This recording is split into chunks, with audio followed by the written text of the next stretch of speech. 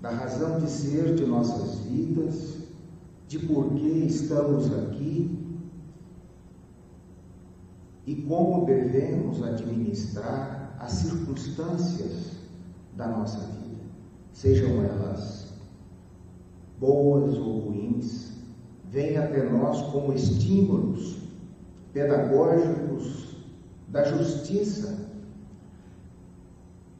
e das leis universais para nos reconduzir à harmonia, à felicidade que tanto almejamos.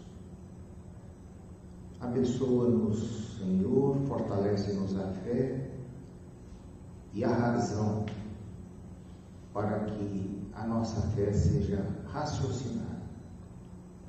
E em vosso nome, em nome dos nossos queridos amigos do mundo espiritual, nós abrimos a nossa reunião desta noite. Que assim seja. Então, eu passo a palavra ao nosso irmão Humberto, que irá fazer a exposição da noite.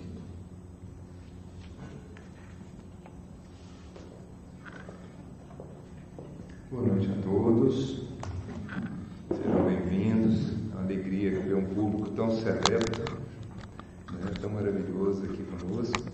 E hoje nós viemos tratar com vocês um tema muito interessante e tão atual para os dias que nós vivemos, As exigências da vida moderna e a mensagem viva do Evangelho. Olha, quando eu comecei a analisar o tema, obviamente, eu o fiz pelo início. Quais são as exigências da vida moderna?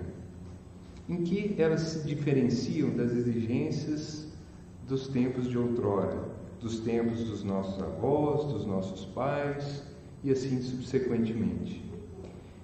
Isso porque nós podemos observar que a vida sobre a Terra sempre foi uma vida de desafio, de lutas, Nunca foi diferente. E o que nós vemos hoje? O que ocorre é uma diferença no tipo de luta ou na natureza de luta que nós desempenhamos no nosso dia a dia. Nós vemos que antigamente, no tempo dos nossos pais, dos nossos avós, as lutas eram eminentemente o quê? Materiais, pela sobrevivência, pela subsistência. E hoje não. Hoje a luta parece muito mais espiritual, Então, nos tempos dos nossos pais, dos nossos avós, aqueles que conseguiam a subsistência dos seus familiares, aqueles que conseguiam criar seus filhos, consideravam-se extremamente felizes. Olha só. Salvo aqueles abastados, aqueles riquíssimos da época, que realmente tinham possibilidades de uma viagem internacional ou de um estudo maravilhoso, não era a regra geral, Então as pessoas se contentavam com muito pouco e eram felizes sim naquela mera subsistência em suas vidas. Hoje, quais são os desafios da vida moderna? Indubitavelmente, gente, a sobrevivência, a subsistência nossa, de nossos familiares, continua a ser uma necessidade. Mas, para além delas, muitas outras vieram. E todas elas visando um único objetivo. Veja se vocês concordam comigo. A nossa felicidade. Se naqueles tempos idos, nossos pais, nossos avós não tinham sequer o direito de sonhar em fazer uma viagem internacional, em comprar um carro, em ter a sua própria casa, meus avós morreram sem conseguir comprar a casa própria. Isso não era coisa incomum naquela época. Então, se isso aqueles tempos era considerado uma coisa comum, hoje virou realmente uma coisa natural do nosso dia a dia. E todos nós queremos ser felizes. O problema é felizes agora e custe o que custar. Não é isso que o nosso mundo hoje vive? Eu tenho que ser feliz agora, custe o que custar, Então, isso fez com que surgisse no nosso mundo uma verdadeira ditadura da felicidade.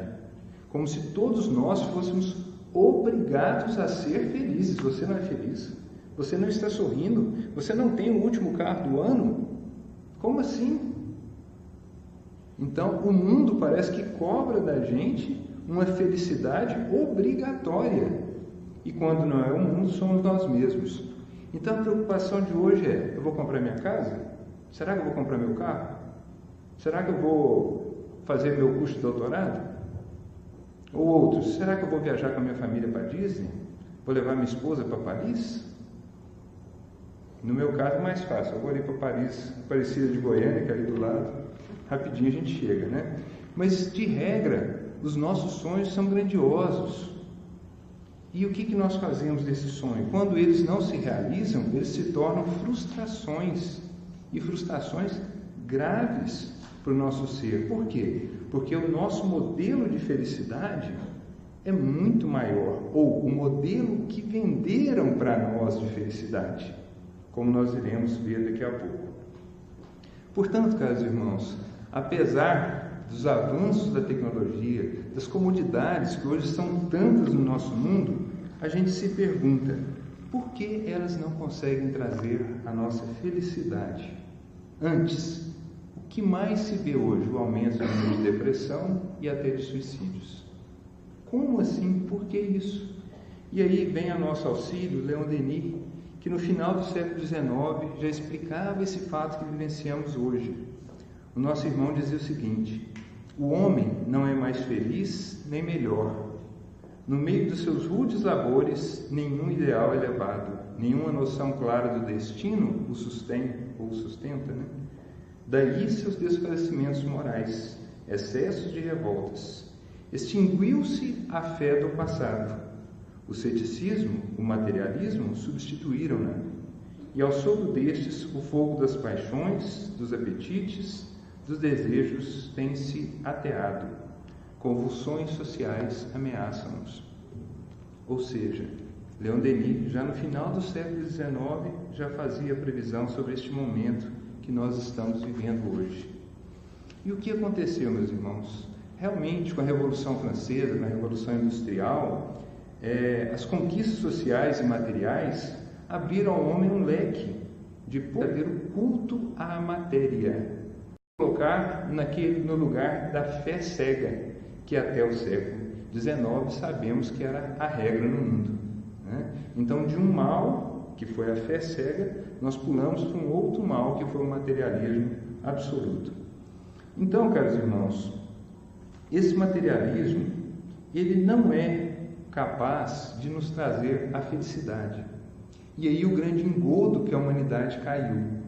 Nós achamos que sim, as coisas externas são capazes de nos trazer a felicidade. Ledo engano. As pessoas confundem prazer com felicidade, são coisas distintas. Qual que é a diferença? O prazer é aquilo que vem de fora para dentro. Por exemplo, eu comi uma comida saborosa, eu tenho um prazer, né? Eu recebi uma carícia, eu tenho um prazer. Mas o que é felicidade? A felicidade é o contrário, é algo que brota de dentro para fora. Então, quando eu estou feliz, o que eu faço? Eu sorrio sempre, eu estou de bem com a vida, eu sei contar uma piada, enfim. Eu esboço essa felicidade por todos os meios à minha volta. Então, ao contrário do que o mundo quer fazer parecer, a felicidade não se compra. O mundo quer nos enganar, o mundo materialista. Felicidade não se compra, o que se compra é o prazer. O prazer você compra, só que o prazer, ele é o quê?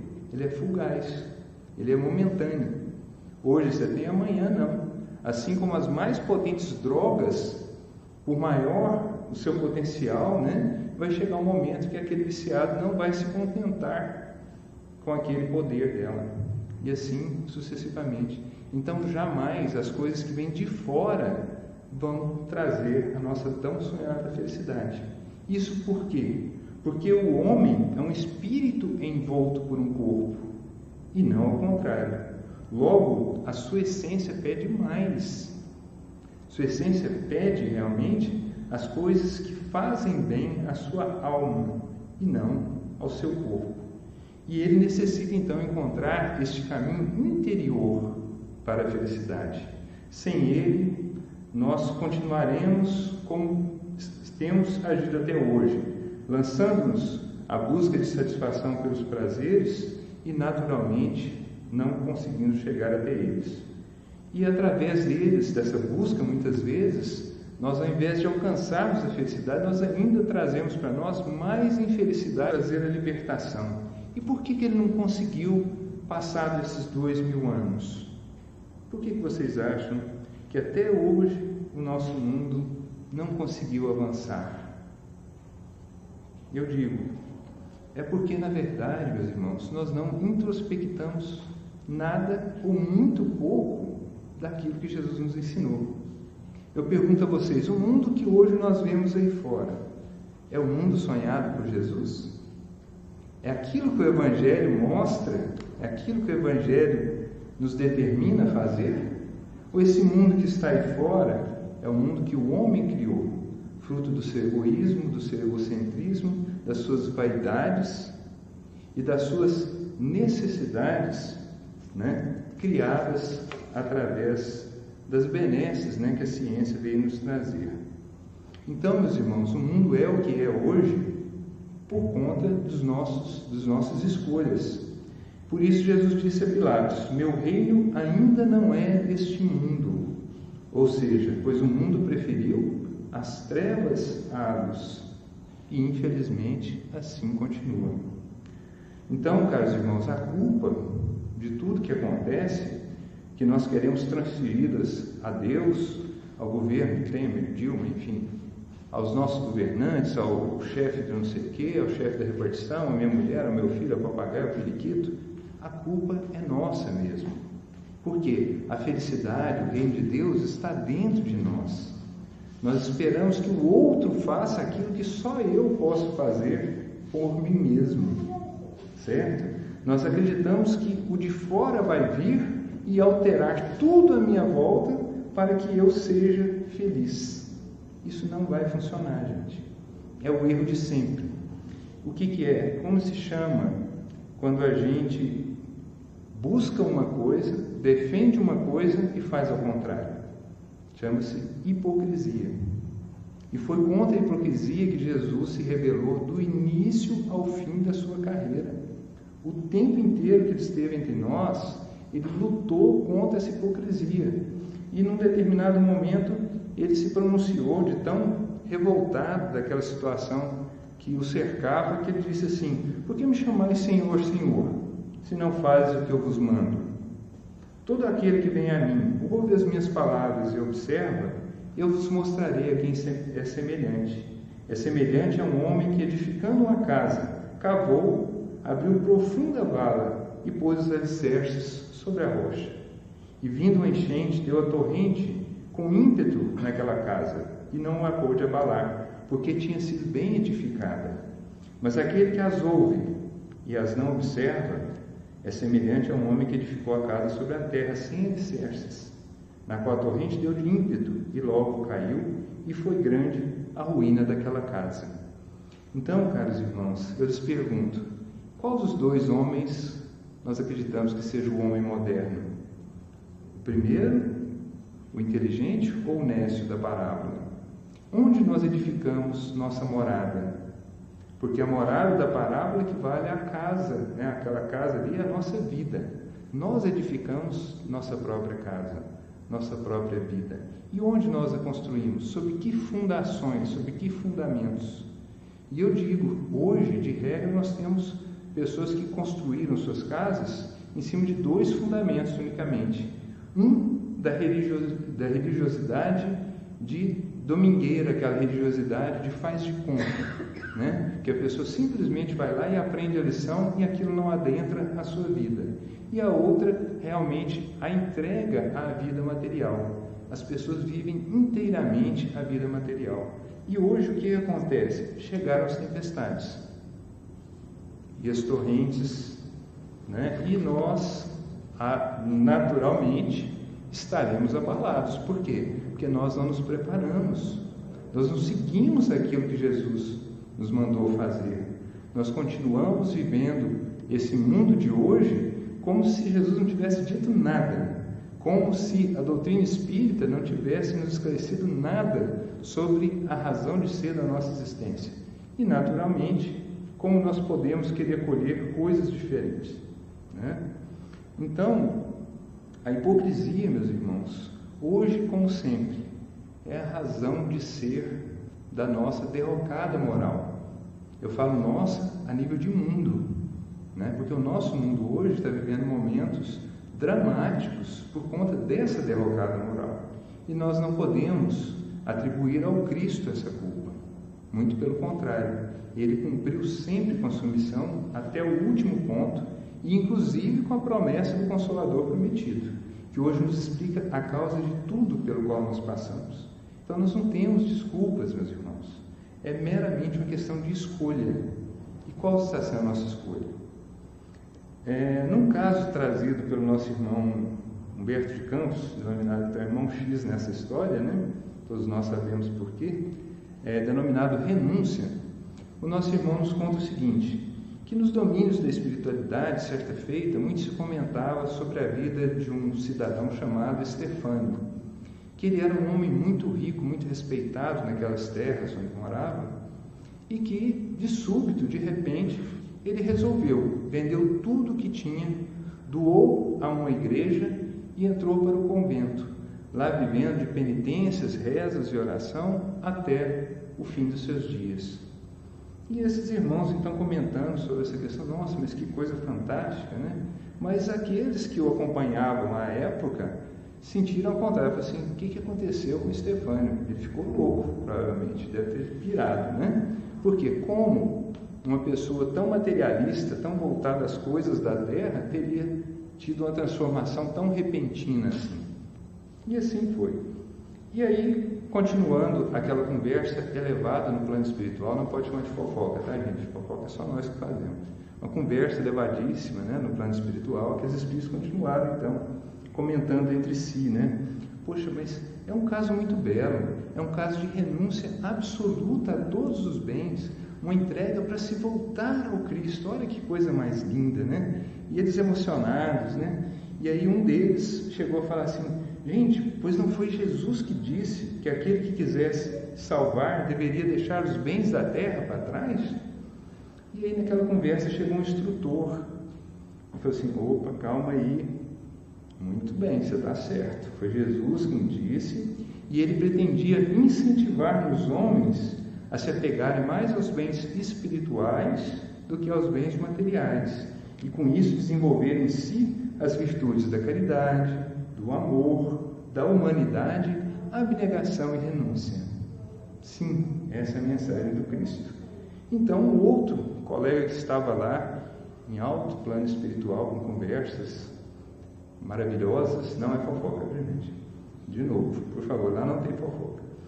Lá então eles estavam comentando sobre esse caso, e esse irmão então falou assim, mas então esse nosso irmão Estefânio deve ter ido para um lugar muito lindo, ele deve ter ascendido a planos espirituais fantásticos, né?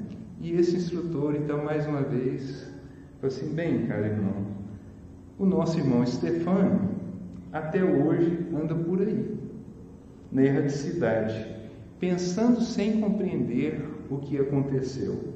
E pior, fica bradando aos berros, nas esquinas do umbral, que ele foi realmente, que lhe pregaram uma peça, aliás, um autêntico conto do vigário, pois fizeram vender tudo, acreditando que ele iria, por isso, alcançar o reino de Deus quando morresse.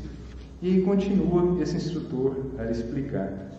O pobre Estefânio foi mesmo iludido, mas por si mesmo. Ele, ao doar a sua fortuna para a igreja e internar-se, né, num convento, ele pensou que isso automaticamente lhe daria um lugar junto à casa do Pai. Mas a sua fortuna se acumulou toda ilicitamente. Então tudo que ele obteve foi a custo de lágrimas, de dores e a custo de corrupção a maus servidores e ainda exploração de negócios escusos. Ao renunciar aos bens adquiridos, já ao fim da vida, em vez de seguir Jesus despojando-se dos haveres em favor dos necessitados, doou-os a uma riquíssima instituição, a fim de garantir o seu lugar lá no reino dos céus. Então concluiu esse instrutor, Ainda dessa vez, Stefani realizou mais um negócio, né? Então, meus irmãos, de regra, é isso que nós fazemos no mundo. Nós queremos negociar, até a nossa entrada no reino nós queremos negociar, né? E quando nós nos agimos ou nos movemos realmente por alguma obra benemérita, alguma coisa que realmente importa, nós devemos realmente verificar qual o sentimento que me move nesse instante. Porque são sentimentos que são avaliados. Deus não está preocupado com dinheiro, Deus não está preocupado com a sua profissão, Deus está preocupado com o que rola dentro do seu coração, do que está acontecendo aí dentro. Para Ele isso é tudo. E esses tempos que nós estamos vivendo, caros irmãos, Jesus nos advertiu sobre eles. Ele falou que não seria fácil. Ele falou que a vinda dele viria trazer realmente muitas dificuldades para nós. Por quê? Porque é uma verdadeira luta realmente do plano de Deus contra o plano do homem. E isso não se daria facilmente. Ele disse através de Mateus e de Lucas: não penseis que vim trazer paz à terra. Não vim trazer paz, mas espada. Vim lançar fogo à terra. E o que mais quero, se já está aceso. Cuidais que vos vim trazer paz à terra? Não, eu vos digo, mas antes dissensão. Isso porque, como nós falamos, os valores são diametralmente opostos. Os valores pregados pelo Cristo: amor, caridade, compaixão, trabalho, humildade. E o que são os valores hoje desenvolvidos no mundo que vivemos? Quão longe estão desses valores deixados pelo Cristo, né? Então, queridos irmãos, o plano de Deus para nós é um plano perfeito, é um plano de amor, de desenvolvimento, é um plano de um Pai que traçou minimamente a nossa caminhada, mas nós preferimos fazer uma caminhada própria, preferimos seguir caminhos diversos. Então, assim como a parábola do filho pródigo, natural que nós encontremos o quê? Os percalços da estrada. Porque o caminho que nós estamos fazendo não é o caminho do Pai, é o caminho que nós mesmos travamos para nós, né? Mas nós temos a boa notícia, né, graças à doutrina, daquele momento de regeneração, de transformação da humanidade que já se avizinha. Momento onde aqueles espíritos arraigados ao mal necessariamente serão excluídos desse planeta e levados para outros ainda inferiores, e que espíritos bondosos estão vindo a nos auxiliar neste momento de transformação. Mas muitos perguntam: mas Humberto, nos dias de hoje não é isso que a gente vê, não. Eu não estou vendo regeneração nenhuma, parece que a coisa está degringolando. Parece que ao invés das benesses acontecer, a gente vê as coisas realmente andarem ao contrário. Mas o que acontece, meus irmãos? Nós estamos num momento muito específico. Nós estamos em meio a essa transformação. E nós, de regra, como a doutrina espírita nos ensina, nós somos espíritos muito devedores, né? E, naturalmente, neste momento, a hora que nós vamos entrar para este mundo de regeneração, que é um mundo feliz, naturalmente nós não podemos entrar carregando todos aqueles defeitos que nós viemos acumulando há séculos. É necessário, como diz Jesus na parábola do festim das bodas, que nós entremos trajados com as vestes nupciais. O que são as vestes nupciais? São os caracteres morais que vão nos possibilitar a entrada neste reino, né? Por quê? Porque naturalmente, imagine vocês, numa festa onde todos estão comendo naturalmente, chegam lá e sobem na mesa e joga, começa a tacar o frango em cima do outro e joga, né? Não tem condição. Então, esses seríamos nós se entrássemos nesse reino carregando conosco todas essas imperfeições, esse egoísmo, essa vaidade, esse orgulho. Imagine, não ia ser um banquete, ia ser um balbúrdia, né? Então, naturalmente, nós temos que estar preparados. Então, naturalmente, todos nós somos chamados, nesse momento, a refletir sobre nós mesmos, a buscar a nossa essência, buscar o nosso caminho com o Cristo. E Jesus, então, nos deixou esse caminho para a nossa libertação. Ele falava o seguinte: se vós permanecerdes na minha palavra, no meu ensino, verdadeiramente sois meus discípulos, conhecereis a verdade e a verdade vos libertará. E aí, os fariseus da época, né, não deixavam passar nada. Como assim nos libertará? Nós não somos escravos de ninguém, não. Nós somos filhos de Abraão e hoje nós diríamos, eu sou cristão? Como assim? Libertar de quê? Aí Jesus respondeu para eles e responde para cada um de nós. Em verdade vos digo que todo aquele que comete o pecado é escravo do pecado ou do erro. Né? Então nós sabemos que nós somos espíritos devedores, que a lei da ação e reação ela é perfeita. Né? Então os nossos atos passados, cedo ou tarde, virão à tona e é necessário que nós saibamos como lutar contra nós mesmos, porque esse é o desafio presente, lutar contra as nossas imperfeições, contra esses defeitos que todos nós carregamos. É como, meus irmãos, nós temos um cartão de crédito e gastando, na hora que acabar o limite, ao invés de eu falar assim, não, agora vamos ver como é que eu pago, eu vou lá no banco, no outro banco e pego outro cartão de crédito para pagar o primeiro. Então, naturalmente, a nossa vida vai continuar uma confusão. Então, chegou a hora, realmente, nós pararmos, falar assim, não, agora eu vou liquidar meus débitos para que eu possa retomar a minha vida, então, sob outro prisma. Né? Então, é esse o convite que nós temos para esse momento.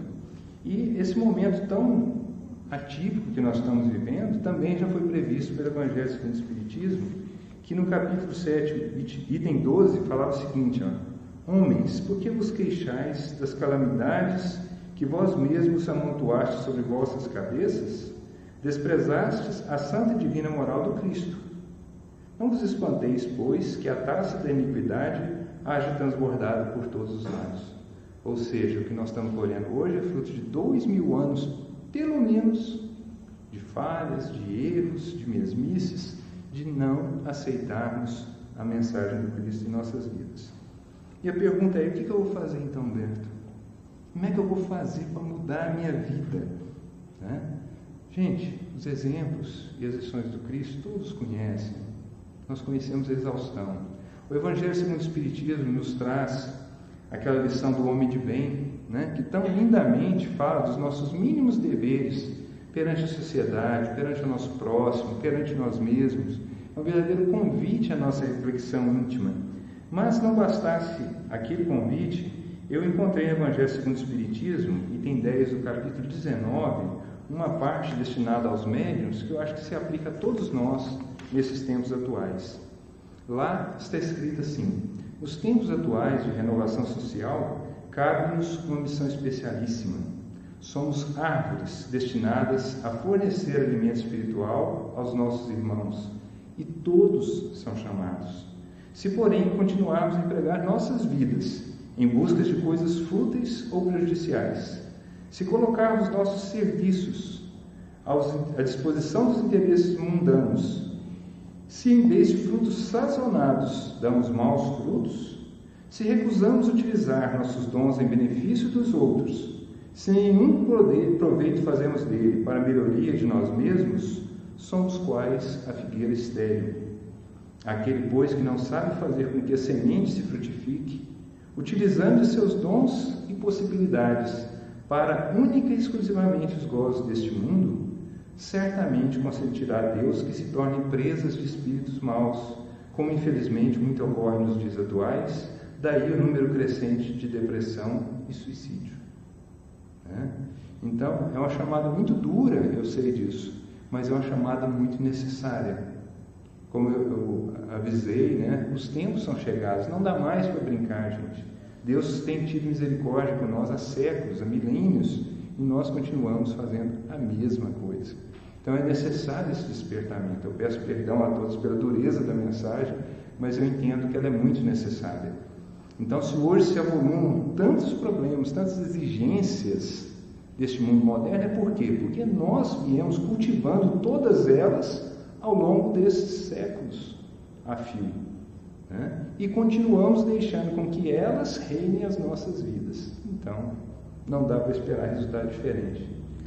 Então, caros irmãos, as orientações de Jesus são as mesmas que ele deixou gravada, pois as palavras do Cristo são palavras de vida eterna. Ele mesmo disse, São lições atemporais que serviram para os problemas de ontem, servem para os problemas de hoje e servirão para todos os problemas que vierem amanhã. é um ensinamento eterno. Não há nenhuma dificuldade, nenhuma exigência, queridos irmãos, na vida moderna que não haja resposta nas lições deixadas por Jesus ou esse complemento maravilhoso que foi o Espiritismo em nossas vidas. Todo esse recado maravilhoso, todas as explicações que a doutrina veio trazer, esse consolador que está, ele veio para nos ajudar em todo esse processo.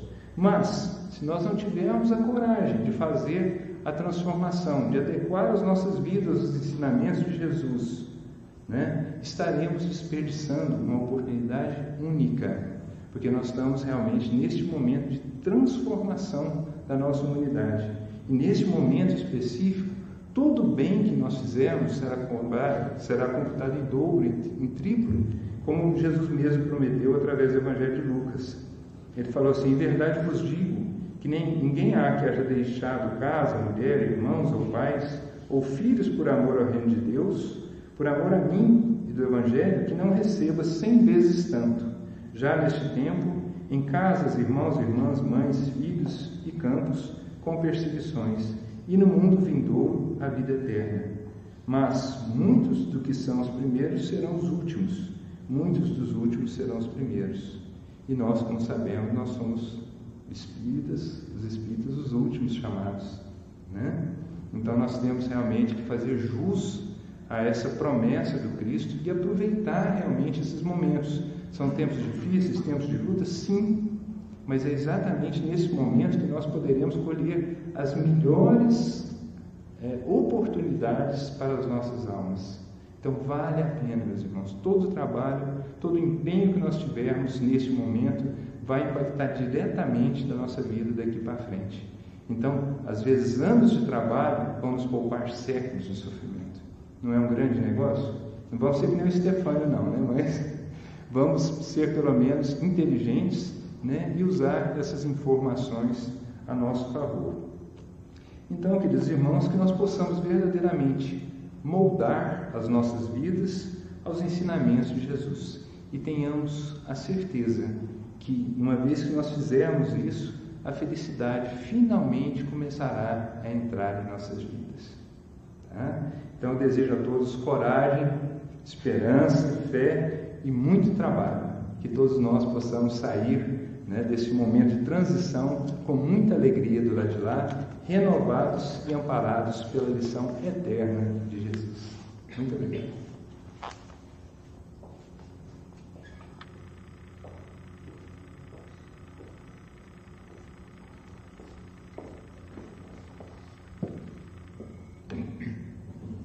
Nós agradecemos as palavras do nosso irmão Humberto. E fica aquela indagação do Evangelho: de que vale ao homem ganhar todo o mundo se ele perder a sua alma, a sua essência? Então, do ponto de vista psicológico, Jesus foi um psicólogo mais do que um psicólogo. Ele entendeu profundamente a alma humana. Nós temos uma essência. Essa essência é pura, é boa. Tudo que nós fazemos que vai contra essa essência, nós estamos criando um estado de desarmonia. E depois essa desarmonia vem na forma de doença, na forma de sofrimento, de dor, para que nós venhamos a nos recompor. Portanto, é de bom alvitre, que nós busquemos essa nossa essência, essa nossa essência boa e pura, que Jung já dizia que isso se chamava, essa essência divina dentro de cada um, é o self, é uma estrutura que existe dentro de cada ser humano. Portanto, busquemos, prezados irmãos, as palavras do Evangelho, porque o Evangelho é um ensinamento, é o caminho para que nós ganhemos esta harmonia com o nosso íntimo, que nós estabeleçamos esse estado vamos dizer, de conexão, né, íntima conosco mesmo. Nós estamos caminhando então para o término da nossa reunião e eu pediria que a nossa irmã Isabela fizesse a prece de encerramento. Depois os irmãos que desejarem o passe podem se postarem ali à esquerda.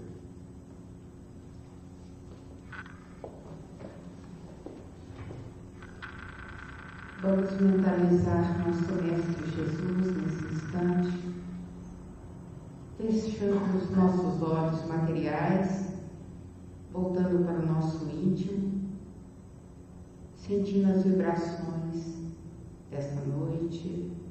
Ó Senhor, queremos agradecer a oportunidade de estarmos aqui para ouvir a Tua Palavra, para aprender sobre o Teu Evangelho.